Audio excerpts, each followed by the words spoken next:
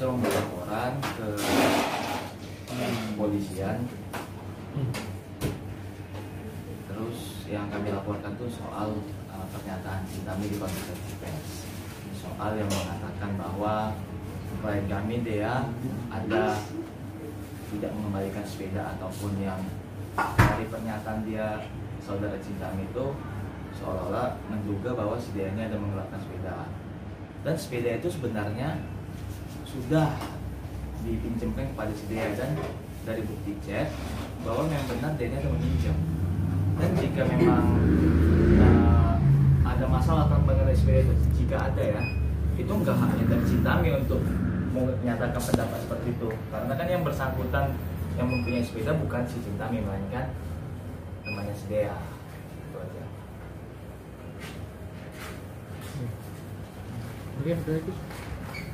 Mungkin dari Dea sendiri ada unek-unek gitu yang mau disampaikan? Kalau untuk saya sih,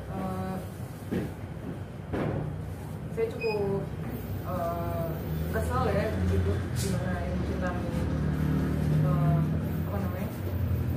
berkata, dimana Ibu Cintami berkata bahwa saya tidak mengembalikan sepeda itu gitu. Padahal saya sudah berkata kepada adik tiketnya gitu bahwa saya sudah izin mengembalikan sepeda untuk tidak mengembalikan, karena saya pinjam dulu sementara, baru dia bilang nanti aja kalau gue nanti lagi gue kontak gue ya, tolong dibawain aja sepedanya. Tapi itu kapan sih proses peminjaman sepedanya itu? Itu dari waktu hari H saya keluar dari rumah itu, dari tanggal 37. Tapi ini kan Ibu Cintami mengungkit masalah sepeda itu ya. Yeah. Artinya mungkin ada keterkaitan dengan Cintami juga temennya itu, atau gimana? Nah kebetulan teman saya itu temannya Alif juga, lebih dulu kenal kepada Alif ya. Lalu saya kemudian baru kenal dengan teman tersebut di sebuah tempat kopi gitu. Lalu mungkin kaitannya dengan Ibu Cintami karena kebetulan teman kami itu tinggal di rumah Ibu Cintami juga. Tapi mengenai pemanggilan dari Cintami yang beberapa kali tidak menghadiri, gimana sih? Ada kekecewaan nggak sih dari pihak Dea sendiri? Ya, menurut saya sih setelah seperti dikatakan sebelumnya dari kuasa hukum Cintami itu bahwa mereka akan mengikuti prosedur yang ada, kan? Untuk pemanggilan mereka akan datang. Disayangkan sih kemarin sudah datang. Tapi untuk kasus penganiayaan itu udah sampai sejauh mana sih? Nah, itu silakan dulu. Menurut perkembangan masih dalam proses pemeriksaan dari kami. Dari info yang kami dapat kemarin, Ibu Cintami meminta ini ke pihak kepolisian untuk melakukan pemeriksaan di rumahnya, dan sudah dilakukan untuk pemeriksaan di rumahnya. Tapi untuk perkembangan selanjutnya kita masih belum tahu gitu kan. Untuk yang kabar selanjutnya kita kembalilah dari pihak kepolisian. Jadi ada upaya yang disiapkan lagi? Upaya apa yang mau disiapkan gitu? Kan kita sudah, yang upaya kami lakukan kan jadi gini, ini terjadi penganiayaan ya, kita balik lagi ke masalah yang pertama, itu masalah penganiayaan. Upaya yang kami lakukan secara hukum itu sudah kami lakukan gitu. Yang kami lakukan itu apa? Yang melakukan laporan, dan laporan polisi itu telah dibuat. Sekarang yang kami tinggal menunggu hasilnya aja, bukan menunggu hasil, tinggal menunggu prosesnya. Kan sekarang prosesnya itu pemeriksaan dari pihak terlapor. Jadi ya upaya kami sudah kami lakukan semua gitu. Jadi kami tinggal tunggu prosesnya gimana, ya tinggal tunggu sifat ini aja, kooperatif nggak ini pihak terlapor terhadap panggilan dari kepolisian itu aja. Oke Bang, Abang merasa mungkin ada perasaan takut nggak sih yang akan ada laporan baru lagi? Maksudnya? Kan dia akan dilaporkan katanya atas dugaan pengerusakan itu, gimana menanggapi itu? Iya, gini, setiap warga negara Republik Indonesia itu mempunyai hak untuk melapor. Ya silakan aja lapor, itu hak dari setiap pihak manapun, setiap orang itu haknya ada. Tapi kan dia melakukan laporan kan untuk membuktikannya kan, itu kan ada proses pemeriksaan di kantor kepolisian. Ya kita tunggu aja hasilnya gitu. silakan aja mau melapor, ya kita buktikan aja gimana bener nggak dilaporin yang dibuat oleh pihak orang Ibu Sintami itu aja. Jadi kami yang nggak pernah, ya kalau mereka melapor kami kooperatif, pasti kami datangin, pasti kami. Ini kalau memang ini sudah dilaporkan ya, gitu kan, pasti ada surat panggilan ke klien kami ya. Kalau soal kronologisnya, mobil itu sempat terekam ya di snapgram ya. Di situ mobil Yaris itu tidak ada kerusakan sama sekali. Jadi maksudnya ini yang mobil yang rusak ini gimana gitu kan, nampak ini misalnya mobil itu rusak gara-gara apa gitu. Dan waktu lokasi penganiayaan dia ini yang terjadi itu mobil sama sekali nggak ada yang dirusakin gitu. Dan kalau misalnya memang dia ini dilaporkan, ya udah gitu, dilaporkan aja silahkan. Tapi kan kami masih menunggu, tidak ada laporan sama sekali pada klien kami, dia juga sejauh ini belum ada. Tapi yang dilaporkan di sini mobil Toyota Vios, sedangkan tadi yang kamu bilang Yaris. Jadi yang mana nih yang dirusak pada saat itu?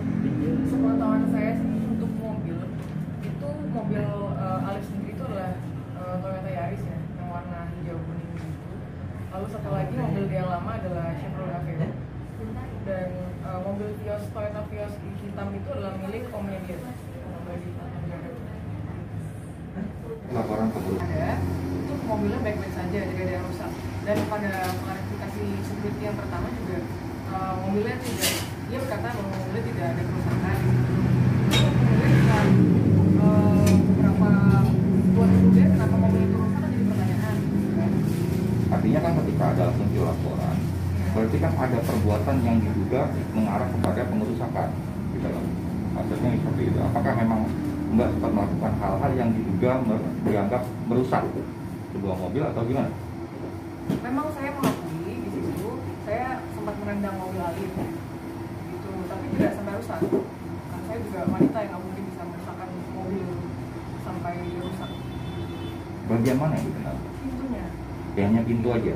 Dan sampai sekarang kami tidak tahu itu bagian mana mobil yang rusak dan apa sih bentuk foto yang rusak gimana. Kan kita bisa menilai sendiri nih, seorang perempuan dalam keadaan itu setelah diseret ya, dipukul, tenaga pasti habis. Semana kuat sih kaki itu bisa menendang kalau memang itu betul separah yang memang seperti yang dilaporkan gitu, sampai itu bisa dibilang pengerusakan terhadap mobil gitu. Kan belum ada panggilan dari kepolisian soal pengerusakan mobil. Jadi mungkin kami bisa menjawab secara yang detail atau gimana itu mungkin setelah ada panggilan gitu kan, baru dibuktikan sama kami ini mobilnya rusak, mobil yang merek Vios ya, merek Vios rusaknya gimana, itu kan bisa dibuktikan. Apa namanya, dari atas sampai 3 saya tegang seperti itu, lalu dipukul seperti itu, dan saya tidak bisa berbuat apa-apa. Itu yang saya tahu, saya lihat kemarin kan katanya kaca mobilnya kan ada yang itu ya, ada yang retak gitu kaca mobilnya. Apakah mungkin yang ditimpa sama bangku itu benar nggak? Iya, memang maaf. Kaca mobil. Kaca. Saya tidak lempar kursi gitu, Enggak. karena saya jujur aja nggak kuat ya di situ, karena sudah lemes banget, lemes sekali pada saat itu. Jadi ya nggak ada tenaga untuk mengangkat kursi sampai melempar, itu nggak ada tenaga sih. Merasa Ini udah merembet nih masalah itu, kami nggak tahu ya sama sekali soal pemerasan. Ya itu sejauh ini memang tidak ada pemerasan sih. Klien kami dia ini murni bekerja sih sebagai asistennya ya admin. Itu aja, soal pemerasan itu udah terlalu melebar kemana-mana. Tapi ini menurut kami itu sudah seperti melebih-lebihkan sesuatu, tidak ada gitu. Ya kalau tadi seperti yang pertanyaan pertama yang bisa untuk mengalihkan, kalau ini mungkin bisa untuk mengalihkan, saya rasa masih menduga ya gitu ya. Kalau soal ada pemerasan itu udah berusaha memanipulasi lah. Soalnya pemerasannya dari aspek mana gitu, untuk pemerasannya gimana. Dan sampai sekarang ini setelah kejadian itu nggak ada komunikasi apa-apa antara dia sama Bu Cintami. Kalau memang ada, itu silakan dibuktikan gimana bentuk pemerasannya. Kami hanya melakukan proses ini melalui kepolisian, itu aja. Tidak ada yang lain. Makanya kalau soal ini pemerasan, kami benar-benar terkejut itu. Pemerasan dari mana ini sekarang kok muncul itu isunya?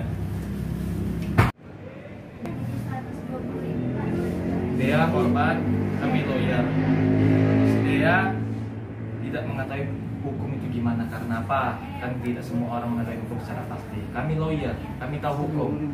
Ketika kami melihat seseorang ataupun ada korban mendapat penganiayaan, itu yang kami cari cuma satu, yang keadilan, itu aja. Tidak ada selain itu. Karena apa? Waktu pertama kali kejadian, kami tidak melakukan konferensi pers langsung ke media, tidak ada. Bisa kami pastikan, kami melakukan laporan polisi. Kami sudah membuat laporan polisi, baru setelah itu media meliput kami. Gitu.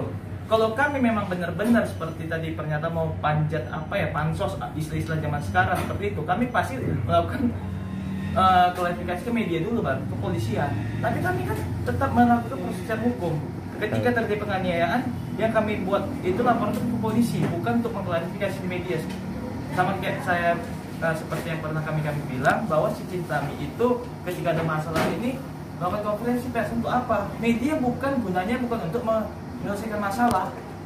Masalah itu tetap ada koridornya, ada kepolisian, ada kejaksaan, ada pengadilan. Untuk apa itu dibuat? Untuk menyelesaikan masalah permasalahan hukum. Kami sudah melakukan itu dari awal.